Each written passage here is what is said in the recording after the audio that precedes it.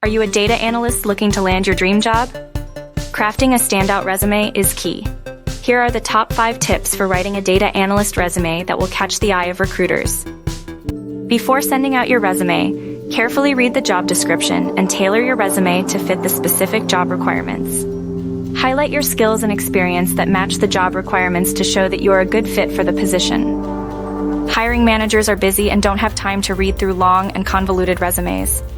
Use clear and concise language to highlight your skills and experience.